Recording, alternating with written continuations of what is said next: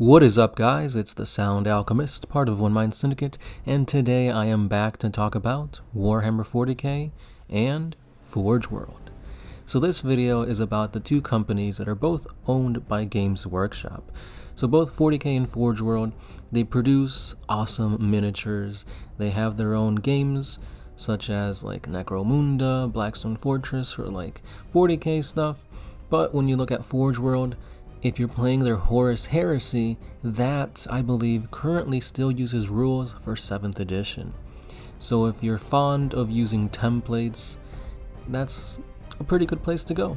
Not just that, but like there's still armor value and whatnot, so if you want to go back and relive 7th edition of 40k, why not play some Horus Heresy? But with that being said, these two game systems offer a lot to wargamers. I'm pretty sure if I ask the question, which do you prefer between ForgeWorld and 40k, most of you are going to say Warhammer 40k for a multitude of reasons. For one, Warhammer 40k minis and basically everything that has to do with 40k is a lot more readily available than ForgeWorld stuff. ForgeWorld, just like 40k, is based in the UK, so they gotta ship out to many different countries and whatnot. But I feel like for some reason, when you order stuff overseas, being shipped to like America, so to speak, the US, it takes a lot longer for ForgeWorld to send out the stuff than it does for like 40k. Why? I don't know. But at the same time, if you go to like a Games Workshop store here in the States, you're not really gonna find 40k models. It's like they're a lot harder to find. Pretty much the best way of getting ForgeWorld models without ordering from ForgeWorld is eBay. And because of that, the models themselves are a little bit pricier. That's just the way it is. Usually, ForgeWorld models are made out of resin, and that drives up the price for some reason. But at the same time, these models are generally bigger, badder, and more destructive than your 40k stuff. Say you have a 40k army and you want to bolster it with some heavy hitting stuff, ForgeWorld is a great place to look because they have some really awesome designs and units that you could add to your forces to give them that awesome little bit of personality. For example, if we look at the Tau, I always played them because of the battlesuits. Battlesuits were super badass, but back in the day, they were very clunky. Like, I didn't really like the design of them because they were like very boxy. So, my first ever Tau army back in 5th edition, I bought all ForgeWorld battlesuits. XV89s as opposed to the XV88s. They're a lot more sleeker, their weapons make more sense because they're kind of integrated into the armor, and in my opinion, they just look more Tau, as opposed to like the boxy designs and like the heads didn't really look very Tau. The XV89s, the ForgeWorld models, they had that sleeker design which looked more akin to the helmets that the Fire Warriors wore, so that looked really amazing. Nowadays, it's very hard to come by these models, especially since Games Workshop has been pushing 40k models way harder than they are ForgeWorld. The thing about ForgeWorld, as you can see with like Space Marines, is that if you want to diversify and actually play, for example, a fully Chaos Space Marine army of the Word Bearers, there are no models you can buy in 40k.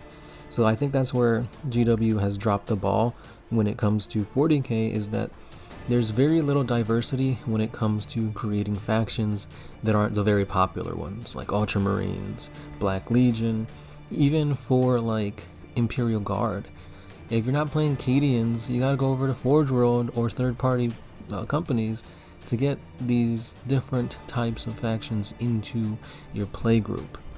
So like I was saying, Word Bearers, you've got no name characters, you have to heavily convert your minis to make them look like Word Bearers, or you can get the plethora of awesome minis over on ForgeWorld to get that Word Bearer army going. You've got the Gal Vorback, you've got the Mara Gal, like just the look of just a basic Terminator looks very word-bearer-y as opposed to just going with a generic Terminator from Chaos Space Marines and heavily converting it or painting it and calling it that. So if you're looking for more spice, more flavor to your armies, definitely give ForgeWorld a try. Now the thing with Space Marines is that we've seen the Horus Heresy Marine, we've seen the Marines for Warhammer 40k, such as the types of armors and whatnot, and now they've got the Primaris Marine. Most people are going to gravitate towards Primaris. They're new, they're shiny, they're better, faster, stronger. Overall, the Primaris is the strongest base Marine currently. Why would you want to go back and play any other thing, especially when you take the whole size comparison where they're more true scale? So like I had that image in the beginning, I'll probably have it here too. There's a vast size differential between the two types of Marine. Firstborn Marines are a little bit smaller and stubbier looking, so just aesthetically wise, the best looking model is a Primaris Marine. So I think that's also going to have a backlash as to a lot of people fielding these ForgeWorld Marines because they're not Primaris. ForgeWorld deals a lot with the Horus Heresy, so you're going to see older models because they're from that time period, 30k. Well, now we're in the 42nd millennium, and we've seen what Belisarius' Call has done to the Gene Seed. Whether you believe it's an improvement or heresy, we've got true scale Marines. So because of that, I feel like we're going to see less and less 30k armies and more Primaris armies. And that's just the way that business has been going for Games Workshop. They're pushing that type of army as opposed to going back to their other companies and whatnot and getting people to spend more money to field that army.